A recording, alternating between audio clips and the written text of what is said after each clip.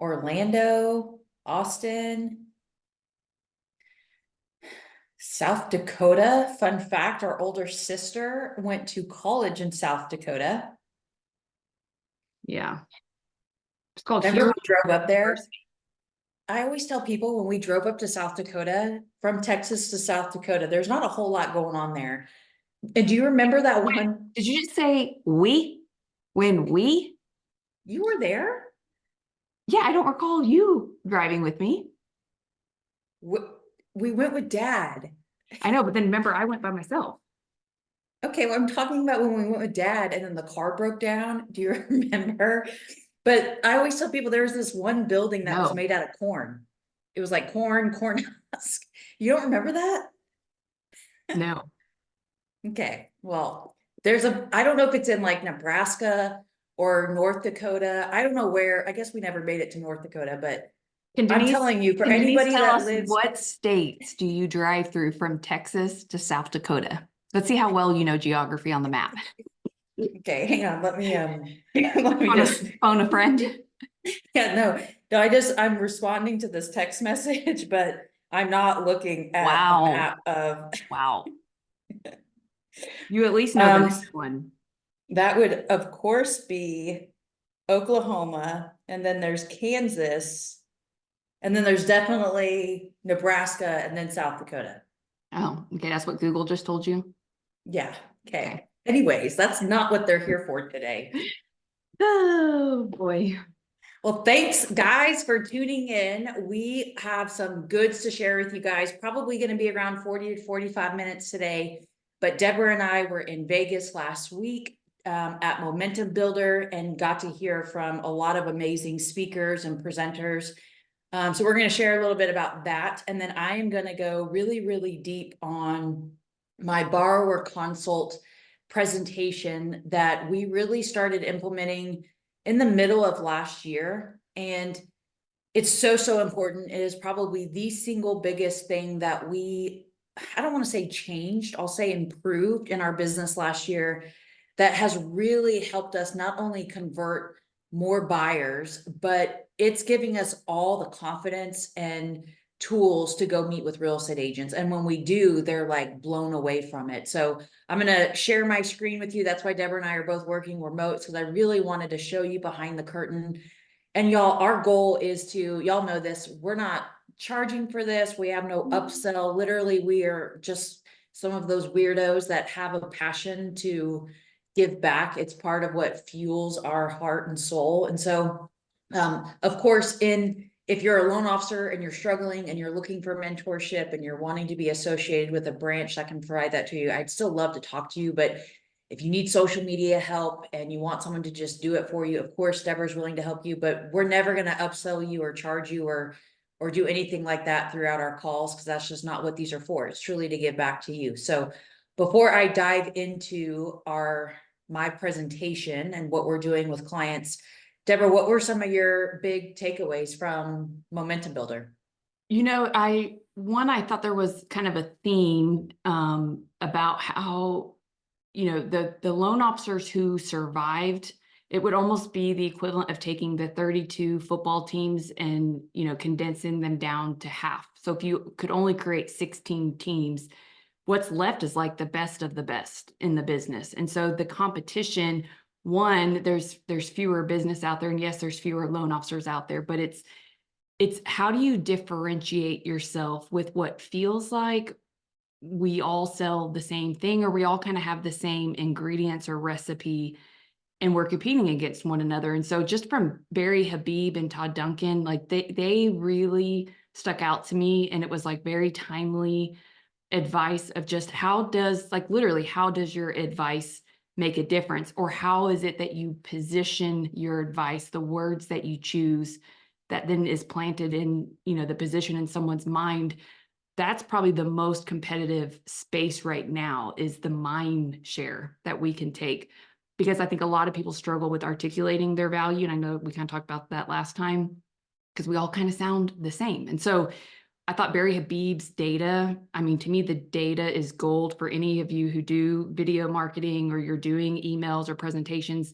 You've got to anchor in the data and the visuals to help sell your words. Otherwise, you're always looked at as a salesperson. So I really loved the resources he brought. And then, you and Sean Herrera were probably the most tactical of the presenters. Out of all the presenters, it was like, okay, I feel like sometimes we go to these events and everybody shares their, secret sauces, but it's almost this high level view and not like practical of how I could like run the play, right now. Like, how do I put the ball in play? I know you hate when I say it.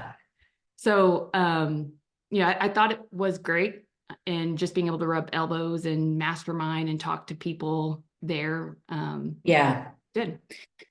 It's interesting because you brought up a good point. So the chart that Barry shared, I want to share. I know you guys won't be able to see this really, so I'm just gonna read it to you. But 60% of loan officers in the last 12 months closed 12 loans or less. Okay, say that again. 60% of licensed loan originators in the last 12 months have only closed 12 loans. So that's like an average of one a month. That's what 60%. Think about it this way. That's what 60% of our competition is closing. Some of you guys on this call might be like, yep, I'm one of those people. I only closed 4 loans last month. And there's a couple of reasons why I share this, and what really hit home for me is, one, there's a lot of loan officers struggling right now. Because to go to only close 12 loans, like, you're probably making less than a teacher. You're having to probably make some lifestyle changes, but you might find that you're getting frustrated, that you feel like you're doing all the things that you're supposed to be doing or what you've always done, and you're not getting results. And hopefully you've got somebody within your branch or within your company that you can talk through that with, because if you don't uncover your blind spot or what you're still doing that might not be working, it's going to be tough to get out of this quicksand. And that's what I'm calling it, is quicksand. And so for the loan officers who are coachable, of what am I doing today that I've always been doing that might not be working, that maybe worked in the past, but it doesn't work now.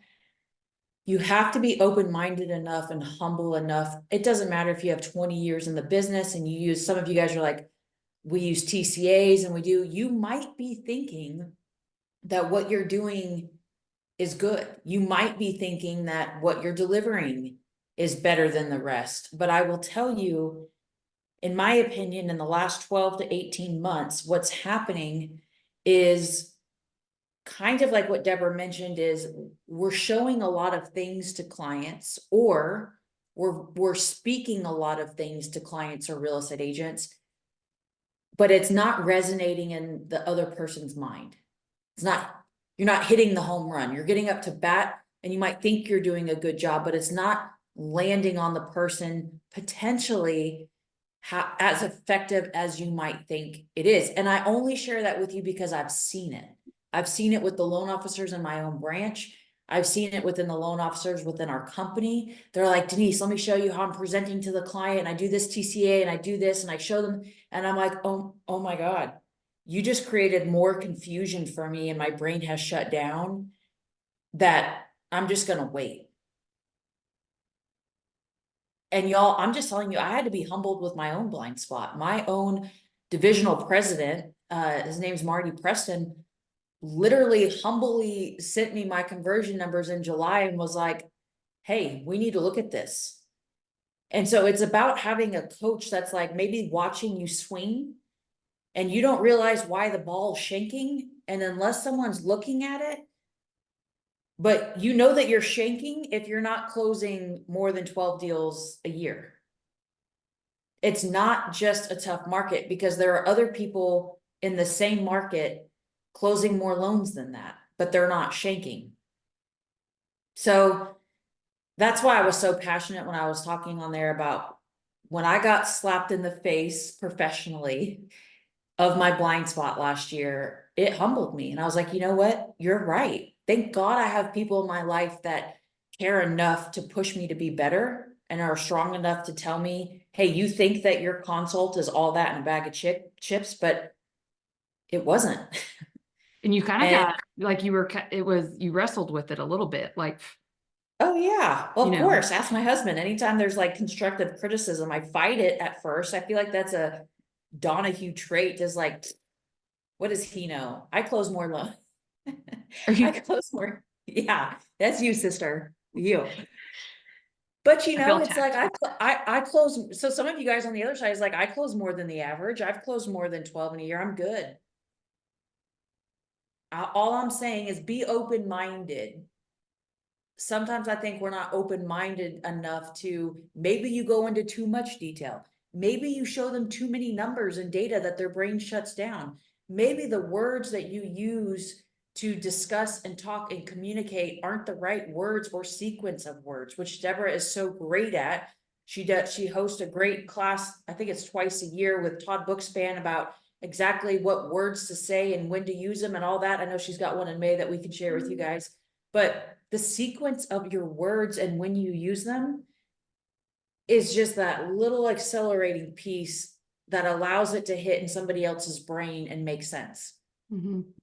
You want to add anything to that before I go into the Well, presentation? I'm seeing that in the chat. So I had asked, you guys, one, how many of y'all are having pre-purchase meetings with your clients? And are any of y'all doing them over Zoom? And then the second question I asked was, what are some of those things that, this is a safe place. We can be vulnerable. There's no judgment. Okay, maybe there's like a judgment for like half a second in my head, but I promise I forget, because clearly I don't even remember what Denise mentioned on our way to South Dakota many years ago. But what are those things that you feel like you're doing that's not landing anymore, or just doesn't seem to be working? And specifically with attracting and converting or acquiring realtor referrals. So if you're bold and brave enough to share that, please drop that in the chat. But I am seeing a few people saying they feel like they could be overwhelming. Like there's a fine line between There is. educating and being informative, and then, vomiting at the mouth. Brian Long, so thank you. You said 100%. I'm an over-explainer, overseller. Okay. Stephanie said, this is exactly what I've been feeling. Am I giving too much information? Where's the fine line between informative and overwhelm? Mm-hmm. I'm a newly licensed LO, just trying to figure out the basics. So did you want to say anything Yeah, before? I was going to say, so for those of you who are saying definitely an over-explainer, overseller, I would start trying to, especially if you're doing it via Zoom, or if you can record those meetings, you could use an app called Otter, OTTER, that is on your phone that, just try to measure how much of the time are you talking versus are you getting them to talk, which is part of what we go over. And exactly what to say is, how do you remain curious longer in conversations, not showing up with certainty, like not showing up with all the answers, like being willing to roll up your sleeves, get in the mess with them, allow it to be messy by asking strategically curious questions, and that gets them to talk. You want them to overshare so that you can, it's never you versus them, it's us versus it. And you've got to get them to feel like they can trust you and that there's relatability before they can have that mindset shift. Otherwise, it may feel like it's you versus them, and it's a punch for a punch with an objection and an answer. So sometimes that means slowing the process down to then eventually speed it up. And so Lisa said she brings cards, flyers, donuts, need help in getting their attention. Mike said, I won't lie, I've somewhat given up on realtors, trying to go straight to the consumer. What topics have you found with realtors that bring the most value? I love this, and y'all will see that when I show you this borrower consultation, it is actually, Brian and Lisa, the single biggest thing that I'm using and taking to show real estate agents, because something that Marty taught me was, it's not just teaching real estate agents how to refer you. Like sometimes when you get done with a meeting with them, they're like, okay, so what's the best way for me to refer you? It's explaining to them why they should refer you and what the opportunity cost would be if that client didn't work with you. And that opportunity cost might be that the loan officer at such and such company didn't explain what I'm about to show you guys. So the client is left still in a confused state and not educated and informed and motivated to buy. Maybe it's that they were given inaccurate pre-approval numbers because that loan officer is not up to date with guidelines. And so they said that the person's max purchase price was this, but it wasn't. Really identifying the opportunity cost and making it so compelling. That's the key, y'all. Your value has to be so compelling to the real estate agent that they would fight or rebuttal to send that client to you, even if they come to them already pre-approved, so that they know their client is in the best situation and that they can get more referrals from them. So let me run through my presentation, and then we can definitely go into way more detail. And y'all, this is going to snowball from just this meeting. We're already 15 minutes in. We're not going to get through all of it, but there's a layering approach for this psychologically in your own brains for a reason. Because what I'm showing you is the presentation. The next thing we have to tackle is your value proposition. And I'm not going to go into it now, but every loan officer in America, some say they think they really know what their value proposition is, and it's the same that they've had for 10 years and what everybody else is saying. And others are like, I have no idea what value to offer. And that's going to be the second step to this that we'll talk about next month. The first thing I want to do is this presentation though. So real quick, we have Debbie that's raised her hand. Debbie, did you want to unmute yourself and ask away, or?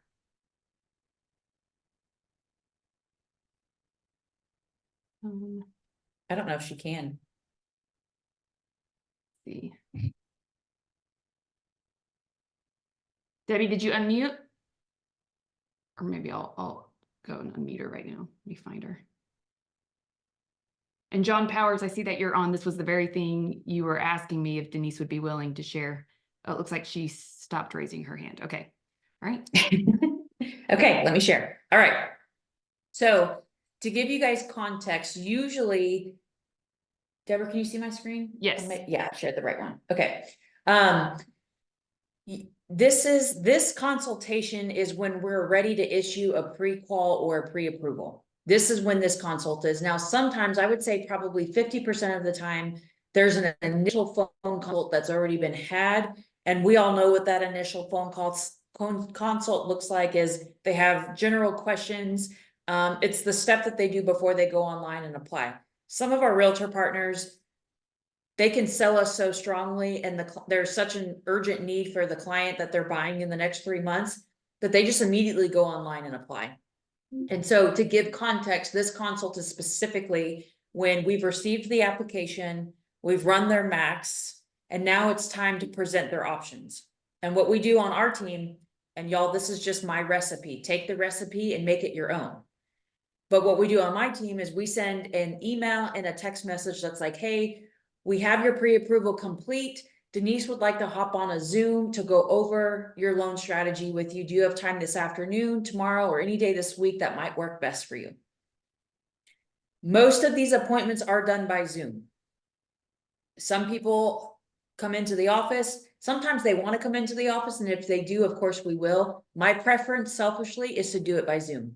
So I'm also licensed in multiple states, so I can't offer in person everywhere, but they respond back and they say, okay, great, I can do this afternoon at 5. Perfect. We send them a Zoom link, calendar invite. They get a 10-minute reminder. Your Zoom session with Denise is starting in 10 minutes. We've been doing this now since August. Everyone meets their appointment. We never. Did anyone complain about the having to meet via Zoom, like no shows? Is because before this, we were just emailing them, kind of like what some people do here is like their total cost analysis through Mortgage Coach with maybe a video, and we weren't getting them on the phone and connecting. And that was when Marty was like, you got to switch things up. You got to change your swing a little bit, because you can't keep operating like it's 2020. You got to move out of the fast food restaurant phase and move into fine dining. Why is someone going to go to your steak place and overpay for your steak for their anniversary dinner? You need to make it compelling enough. And so they all get on the phone, and I had the mindset, I'm gonna be honest, my mindset stunk. I had stinking thinking. I was like, no one's gonna want to hop on a Zoom. They're just gonna want their numbers. And I was wrong.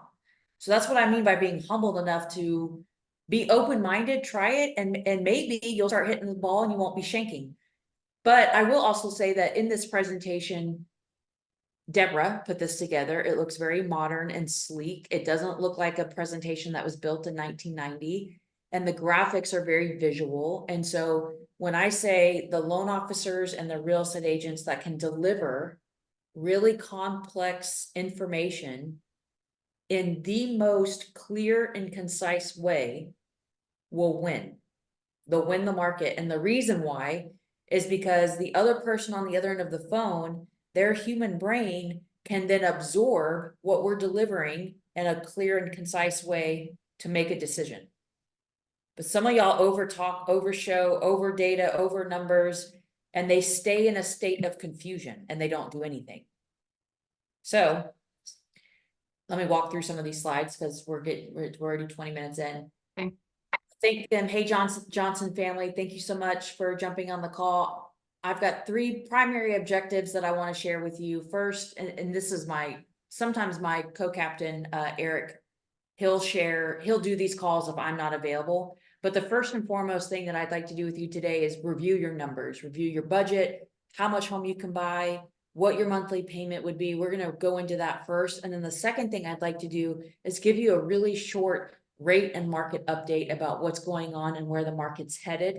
Outside of those 2 things, Deborah, is there anything else that would be meaning for you in this call today? No. And I'm honestly asking that question because I want to know what they want to talk about. Don't take 30 minutes or 45 minutes with somebody and only go over what you think they want to know. They might not even want to know that. So pause, ask the question. Okay. So at this point, I would go over their numbers. I actually don't do a TCA for this. This is an example of kind of what we show them. I'm going to take a zoom so you guys can see exactly what I do with them. So if I'm on the phone with them, I'll use this Excel spreadsheet. All I have to do from the behind the scenes stuff is all I do is plug in the purchase price and it calculates all this for me. And I show them like, hey, the max that we can approve you is 440. You asked for a target sales price of 320. You wanted a monthly payment of $3,000. So that's right in line with what you were looking for. You also wanted to see what your max would be with down payment assistance. So I've done that here for you. And then I'm going to touch on this on a little bit. This is our future rate redo. We're pretty certain that rates are going to come down. We don't know when, but we're pretty certain they're going to come down from where they are now. So I always like my customers to see, one, we offer a rate redo program, which means we'll drop your rate and drop your payment. But I want you to see what your buying power is at that same 440 price with rates today versus potentially, there's no guarantee, potentially if rates were to settle down in the low 5s. Why do you guys think I don't call this a refinance?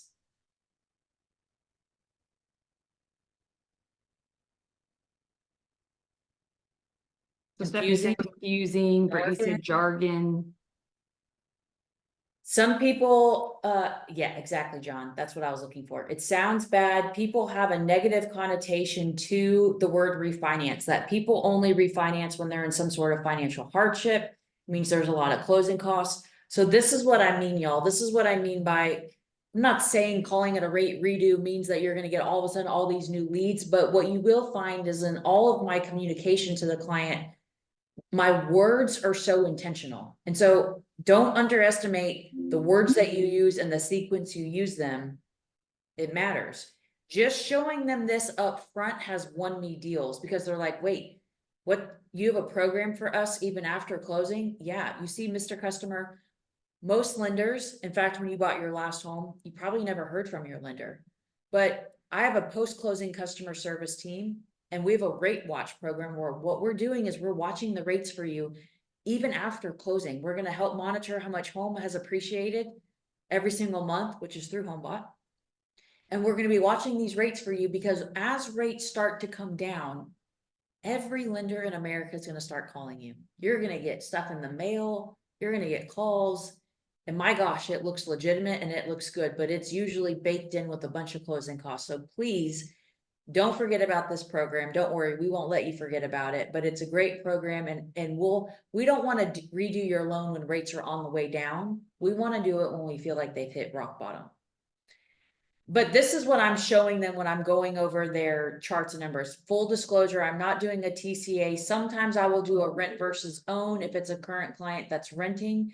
But for the most part, they need to know what's my max, what's the price at the payment I told you I wanted, how much money am I going to have to bring to closing? And I tell them at the end of this call, I will email you this chart. This is a great chart to save in your phone. And as you're shopping on nights and weekends, a good rule of thumb is that every $10,000 of the price that goes up or down on a 30-year mortgage is about $50 a month to your payment. Why do you think I teach them that? Because I don't want them calling me asking me to run a million payment charts for them when I can give them the formula. Which I would think that chart alone, Denise, is probably what most people, when they show up to that meeting, they're most anxious about. Like, do I even qualify? How much do I qualify for? And what does the monthly payment look like? Is what I would Yeah, assume. that's why you have to hit it head on, because you have to address. I just asked them for basically 40 minutes of their time. How dare I not utilize it in exactly how they want? That chart to me, I can make the font a little bit bigger. That's my only beef with like Mortgage Coach is I can't expand it how I want it to look, and I can't make the font bigger. And so that's why I use it like that. Doesn't mean that I'm not still potentially going down a rent versus own and things like that. But I use my TCA more at the contract consult, which we'll go over. And is there any compliance concern with that, Denise? Because I know sometimes people are like, how are you showing a payment if there's no rate? But yeah, you're not supposed to. But I talk about it in the call. We'll bring up rates. I say to them, I'm specifically not showing you a rate yet on this report because I want to talk to you about mortgage rates next. Because if I include the interest rate on that Excel chart, they think it's a rate quote, and I'm not ready to go to the rate quote yet. And to answer some of y'all's questions, I'm not sending them this before the call. I'm holding this all as leverage before the call. Now, the text message that we send to them that says, hey, we're ready to jump on your pre-purchase consult to review your pre-qual or your pre-approval. If they respond back and say, is there any way that you can email this to me first? We will, of course, email it. But my preference is to start with holding it as leverage because I want to get them on the phone. I want to get a Zoom consult. I want them to see me and me to see them. And I want to build trust and I want to connect and I want to find out why. Why are you looking to buy here? Because of the school district? What about the school district is, oh, because it's a great football school? Do you have someone that's playing? Oh, they're a quarterback for the school. Okay. Or do you think they'll play in college? Like, I'm building so much relationship with them, and not for nothing, there's no way that that person's going to go do another long hour conversation with another lender because no one's getting a mortgage is about as fun as going to the dentist. So no one's going to want to do that again. That if they somewhat like me and we connect, it's probably good enough. Right? So let's see. Hey, Deb, pivot question for a future show. I'm curious. Let me do some folks. Do you qualify today? I'll get to those. Okay. So after we've drilled down on their numbers, their payment chart, their funds to close, I ask them, it's very important that you stop and you ask questions and you actually listen to the answers. Does everything with your numbers, these numbers make sense? Are you clear on what you can qualify for and what your purchasing power is, Deborah? Yes. Okay, great. Check. By the way, I'm doing this to the client. This is also how I present this to I had a big real estate meeting last week in front of 20 real estate agents. And this is what I was going over with them. I said, it's really important. You know how I am communicating to your client because my goal is to help you acquire and retain more clients. This is the number one way that we're doing it. And you need to know what we're saying to your client. This is what I'm doing. So think about this with both hats, to clients and to real estate agents. How I'm presenting to y'all today is very similar to how I present this to a real estate agent to show them how I motivate and educate clients to buy. So kind of keep that in the back of your mind. All right, so one of my most favorite topics right now is interest rates. Before I dive into it, Deborah, what do you understand about mortgage rates today and how they move? I know they're a lot higher than what they were a couple years ago, which sucks, Mm-hmm. but I Those don't are know kind how of the they move. complex. I don't know how they move. There's a reason why this slide is here, y'all. You have to ask them this before you show them rate stuff, because you're exposing the fact that they don't know anything about rates in a very professionally polite way. I had a guy say to me last week, well, I bought a lot of cars, so I'm pretty familiar with how rates work. Y'all, their perception is real. They've bought a lot of cars, so they're very familiar with how mortgage rates work. If I don't ask that and uncover that, we're going to have a disconnect because he thinks he knows everything, and I have to politely show him that he doesn't know squat. But you got to ask the question before you give them the information. You got to get the context. So I've got a placeholder here that shows MBS Highway. MBS Highway is a program that costs money. You don't have to use MBS Highway. You can use Mortgage News Daily and pull up a bond chart or an interest rate chart. I don't actually do this. What this placeholder is for is a reminder for me to pull up MBS Highway live. And so I'm dragging it into my conversation and I'm showing clients, hey, one of the things about interest rates is no lender can lock in your interest rate right now. The only thing that we can do is monitor rates, but we can't lock in an interest rate until you're under contract and you have a close date. So I don't want to go into too much detail with you today, Mr. Customer, about rates. And I certainly don't want to make you a mortgage nerd, but I just want to show you enough to know why you might hear things on the news that may or may not startle you, that shouldn't startle you. So what you're looking at here is what's called the mortgage bond market. And mortgage bonds are just a form of an investment. Investors can invest their money in the stock market or the S&P 500. They can invest in treasury bonds, and they can also invest in things called mortgage bonds. Bonds are typically a safer investment. And all I really want to show you is that, do you see how there's a little bit of red and green on this chart, Deborah? Yeah.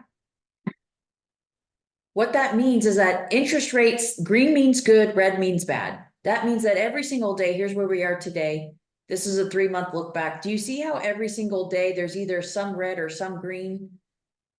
What that means is that rates not only move every single day, but sometimes they move throughout the day. Like you'd see here on February 13th, we have a big red candlestick. That's what this is called. Or here on December 13th, we had a big green one. The longer that candlestick, the more movement of rates on that one particular day. And this has nothing to do with your FICO score or down payment. This is just simply how the bond market is moving. And when the price of these bonds are moving, it's actually what causes mortgage rates to move. So all I want to show you today is that interest rates do change every single day. It's not just me blowing smoke. And I'll say that it's not me just blowing smoke. So in my opinion, when we're at this stage and you want me to estimate a mortgage payment for you, I have to use an interest rate, right? So would you rather me use a overestimated rate or a best case scenario rate? Knowing that rates change every single day, which rate would you like me to use to estimate your payment? The higher one. They always say higher. When have you ever in your consult gotten a client on a recorded line to admit that they'd rather you use a higher rate to estimate? There's power in that, y'all. Massive power. Depending on how savvy they are, I might zoom this out over the 2-year time period and show that, in the last 2 years, you can see that the demand for mortgage bonds have gone down. When the demand for bonds have gone down, that means investors aren't buying as many mortgage bonds. Perhaps they're investing more in the stock market. So when we see that downward slope, all that means is that mortgage rates themselves are going up.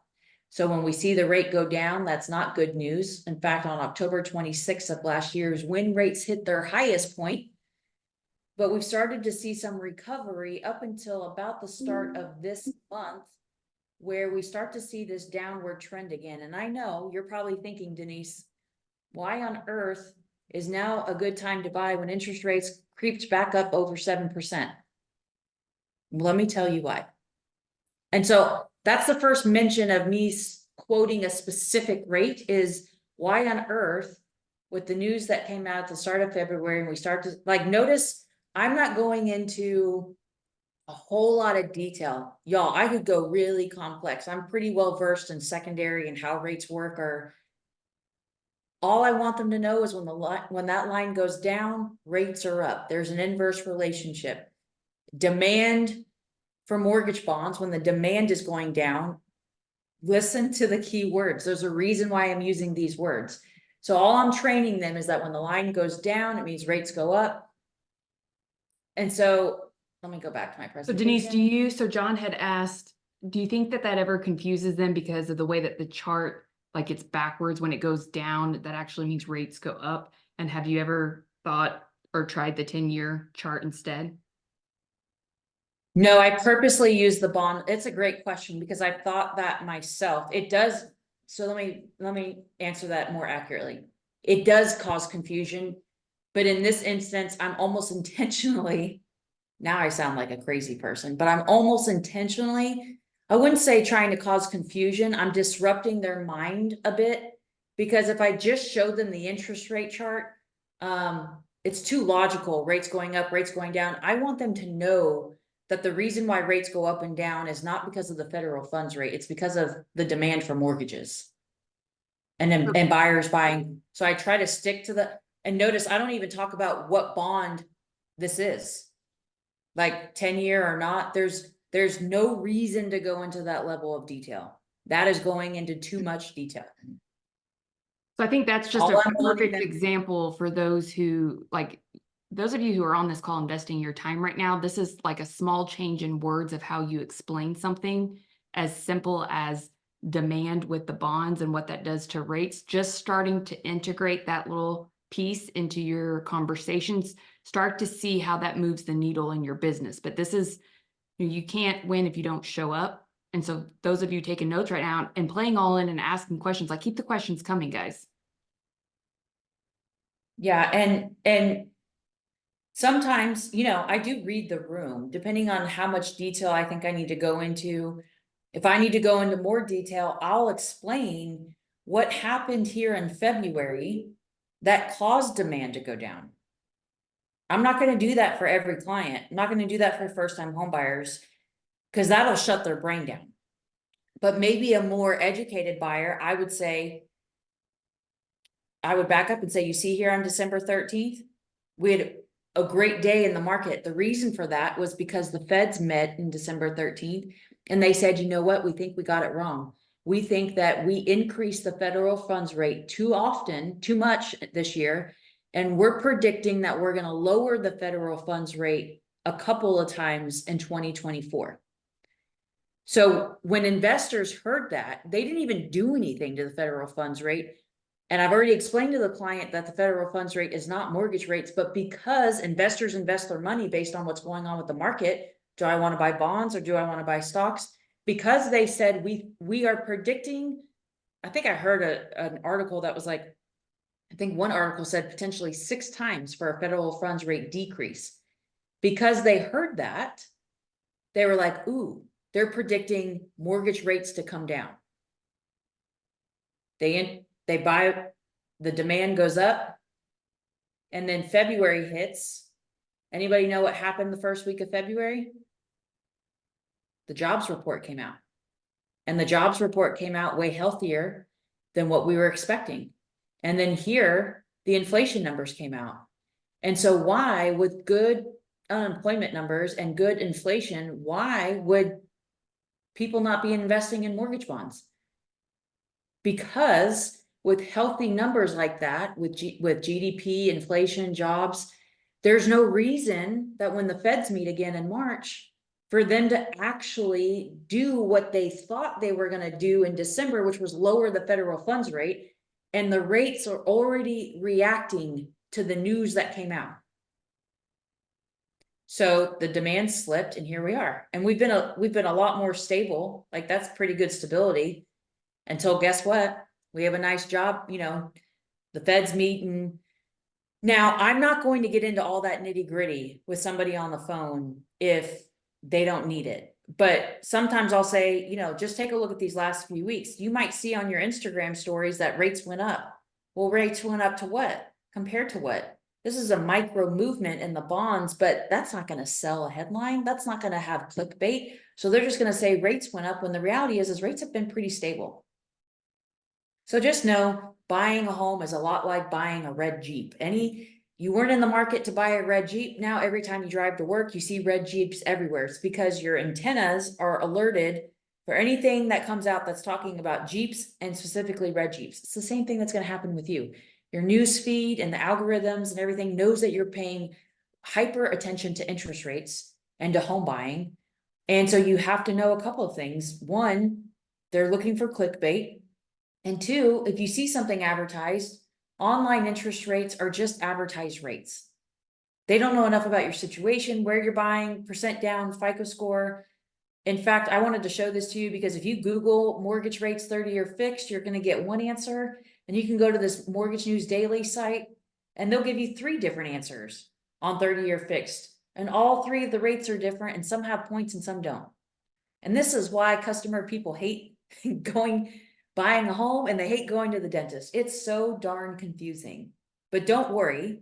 Part of what I do for you is I can shop multiple banks and find the best rate. And once we get to the point where a seller has accepted your offer and you go under contract, now the fun begins. I'm going to shop the rates for you. That just means pull up my Optimal Blue and look through all the investors. And then I'm going to show you behind the curtain.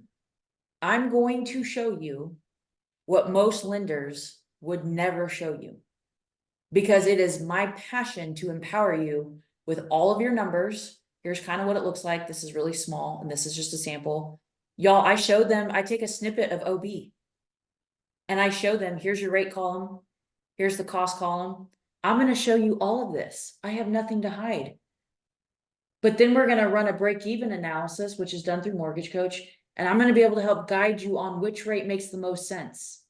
But what I'm not going to do, I'm not going to just pick 2 rates that I think make the most sense, send you 2 PDFs, write a bunch of text in an email, and then ask you which one do you want? I'm not going to do that.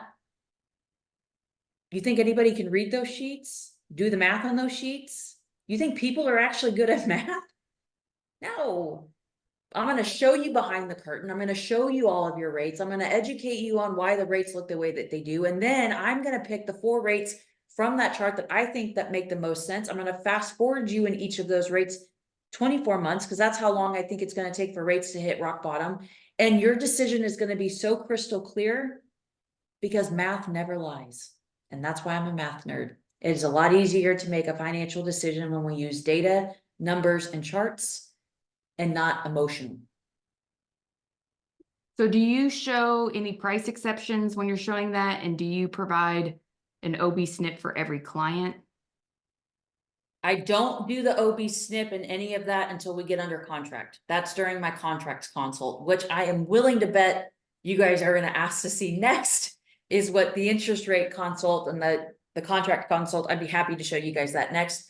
This is just me setting the stage of how I'm different and how I'm empowering them to understand things about the rates moving. I'm empowering them that I'm saying things like, I'm going to show you something that notice the tone and how I pause. I do that every time. Mr. Customer, I'm going to show you what most lenders would never show you. But to me, it's important that you know all of your rate options and that we run a financial analysis to figure out which one's going to yield you the highest break even, because it's not just shopping rates, it's loan strategy. And that consists of 3 things: analyzing the rate, the cost, and the break even. In a market that we're in right now more than ever, it is so important to know what the loan strategy is and the highest break even, because your purchase price is permanent, your interest rate is temporary.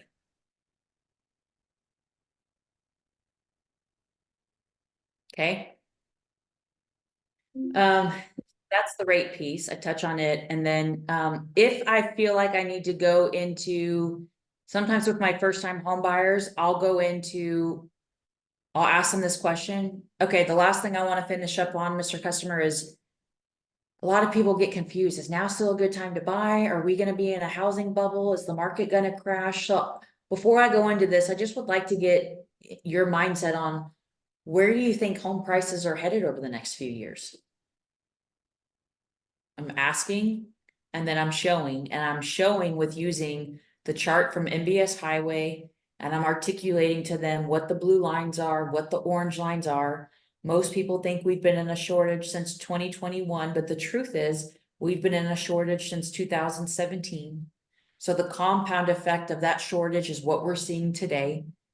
72% of people put home buying on pause last year because rates went up so fast. They're ready to re-enter the market. And when they do, when we had a shortage of toilet paper and everybody needed toilet paper, what happened to the price of toilet paper? Went up. I oftentimes will use analogies that make sense to them. Like we understand, most people understand the toilet paper analogy in COVID. Same thing with real estate, y'all. When there's a shortage of real estate, and there's a shortage for a lot of different reasons, but the shortage isn't going to get cleared up for a long time. First-time homebuyer generation is the largest we've seen. We've accidental landlords where people who would have normally sold their home, listed it, sell it, buy another. They're flirting with the idea of keeping it and turning it into a rental because they have a great rate. In DFW, every 6.5 minutes, there's somebody relocating here. Y'all, we have an inventory problem. So if demand is going to exceed the inventory, which we're already seeing here, because we're back to a multiple offer situation customer and the rates are still over 7%. And let's say it's 2019 and you bought a house for 400,000. In 2020, you made a 10% appreciation rate. That's 40 grand that you made on your home in that 1 year. That's half your salary.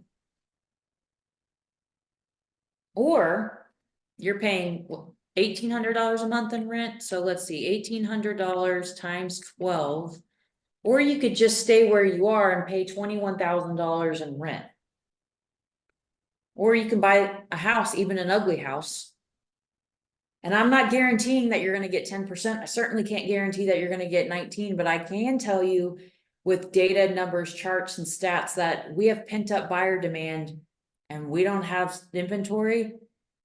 And I don't see inventory just popping up out of nowhere unless a bunch of these baby boomers just start dying. I don't say that. Well, it would be nice if they died because it would free up some homes. So, But do you know that that but- was the one thing I asked Barry is like, he always talks about birth rates and household formations. And I'm like, but what about death rates? And he had said that there's not an easy or trackable way to measure death rates. But I was like, there's got to be, the boomers are a big demographic. They're going to be dying off, they say around like 2030. So, you know. Yeah. So just, find some old people and no, I'm just kidding. Rick, it's okay, Rick. We want you to hang around. I swear we want you to hang around. Yeah.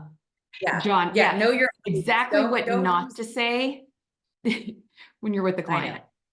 Y'all, I would never say that. I joke about it with you guys and with my nerds, but the truth is that boomers are sitting on real estate, probably with a low interest rate and more equity than ever. Their intention is to pass that home down to their beneficiaries or their family. So I had a client call me this morning and ask, well, how can I get a 0% down loan if I don't qualify for down payment assistance? I'm not a veteran and I'm not looking in a USDA area. And I said, well, you could ask your parents for what did I call it? Advance on the inheritance money that is coming in the future. And they were like, what do you mean? I was like, well, you said that your parents own their house free and clear, and you could just tap into that equity and use it as a advance on the inheritance that's coming. And I'm sure they would love to help you get into a home and stop paying rent, or, you have to know the situation and know them, but that is a way if they could help. And maybe they don't have the cash in their accounts, but they might have the equity and they could do a line of credit and, so anyways, showing people the appreciation rates are huge. So many people are focused on the interest rates, but everyone's so upset about this boomer. Y'all, I don't want anybody to go. I promise you I don't. I mean, it's a circle of But life. showing That's people part of- Sorry. showing people the appreciation rates. This is what real estate agents love when I present this. They're like, holy cow. Because this is what moves the needle, especially when you include a rent versus own, if it's a first-time home buyer. Tell me when a realtor sees what you do to present to a client that's clear and concise and baked in with a bunch of data. Tell me how they're not going to think that referring every client to you is going to help convert them, or at least educate and motivate them that now's a good time to buy. Because most lenders don't do anything like this. So you just showing up to the appointment or calling a realtor, like one of the loan officers on our branch, one of the things that we have things that we commit to. So one of her commitments is after every closing, she calls the listing agent and says, hey, I just wanted to reach out to you, see if you had any constructive criticism for me. Was there anything that I could have done different? Also, I've been helping a lot of agents here locally acquire and retain more clients. I have 3 programs and values that I bring to agents. I'd love to take a 15-minute Zoom and share those with you. And we'll go into a deeper detail about what you say as your value propositions or what programs, but you get the appointment with them and you say, the number one most important thing that I do is I lead with education and transparency, and that accelerates trust and confidence with your client. And what I have found is when your clients has clarity, they have confidence, and you'll convert more clients when they work with me.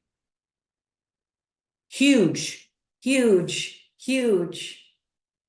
But if you're doing this all over the phone, if you're doing this with just words, if you're doing this in a long email, you're causing confusion. Can you repeat that? Oh gosh. What did I say?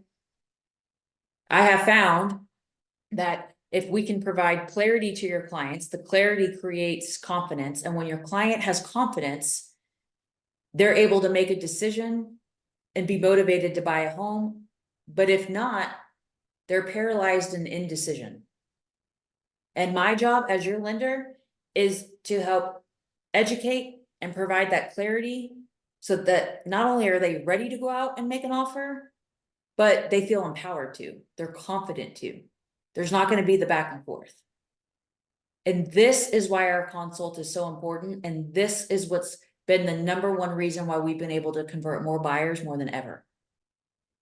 I think too, as the market picks up and we see more and more multiple offers, it's even more important to articulate to agents that, we help your clients get offers accepted faster because of this clarity and confidence, where they can make quick decisions, but they're still informed decisions.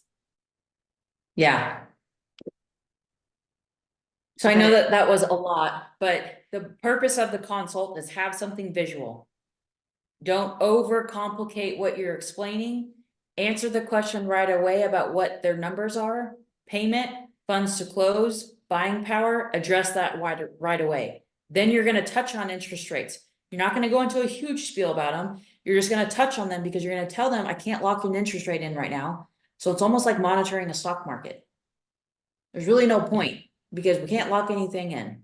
But what I will tell you, Mr. Customer, is that when the time comes, we will have a contract consult. I'll show you behind the curtain. I'll show you all your rate options, and then we'll run a break-even analysis so that you know exactly what rate to pick, because yes, you get to pick the rate, not me.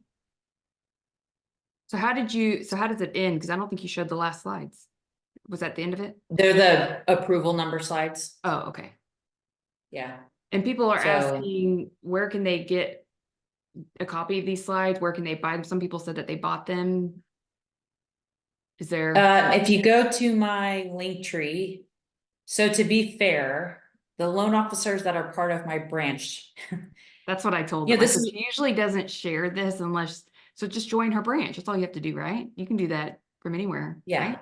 We do weekly coaching every single week with the branch, but because y'all know, getting this and then having somebody watch your swing. I think that's, if I was a loan officer today and I felt like I was struggling, I would be going to my branch manager and saying, I need you to watch my swing. Why am I shanking? And be open-minded to it. But what that might mean is, like when my loan officer started putting this into practice, they recorded their Zooms with the client. And then every week we get together as a group and we watch a recording and we critique it. We all do, myself included. I learn stuff about myself all the time by watching myself. but we will learn how, like what they said and when they said it, and they see, oh gosh, yeah, I went way too long here. Do y'all know, like, unless you're doing that, we have such blind spots. Like sometimes I black out. I don't even know what I said for the last 20 minutes. Because we have blind spots. We're human. And so my loan officers, I'm like, I want you to record your Zooms. It's a little bit weird because the client's like, you're recording this. And you just say, I'm recording this so that if you want to watch it afterwards, you certainly can. But we record it because that's what we use to watch the stream. We're watching our film. And same thing with real estate agents. If my loan officers do this presentation for real estate agents to show them how we're adding value to their business and converting more clients, I say, try to record it and then I'll critique you. Because they don't realize the words that they say and the sequence that they say them and where they lose people. And the only way that you're going to learn and get better is if you watch the tape and you have somebody else critique you. And little by little, every week when we meet, you get a little bit better and a little bit better. And we're constantly fine tuning and we're getting a little bit better. And then all of a sudden you start having these closings and you're like, closings create what? Confidence. You're like, okay, this actually works. It's really, you start to have fun again. You start to have success again. You start to have a reason to call agents and you have compassion and conviction behind calling them. Like, no, you need to talk to me. I'm going to tell you, you need to talk to me. Your clients need to see this. So we have, so Aaron said, get in Nevada, nerd. What? Aaron said you need to get in Nevada, like get licensed in Nevada. But we also have 2 people with their hand up. So Wendy, I'm going to go ahead and allow you to talk. So you should be able to. I'm so sorry. We do have out-of-state nerds, Deborah. You what, Wendy? I said, I'm so sorry. I probably just got excited and clicked the hand. I didn't even realize. Oh, you just want the high five. High five, girls. High five. Okay, well then if you don't have a question, we'll go to Jenny, because it looks like Jenny Foster, you have your hand raised. She might have got excited too.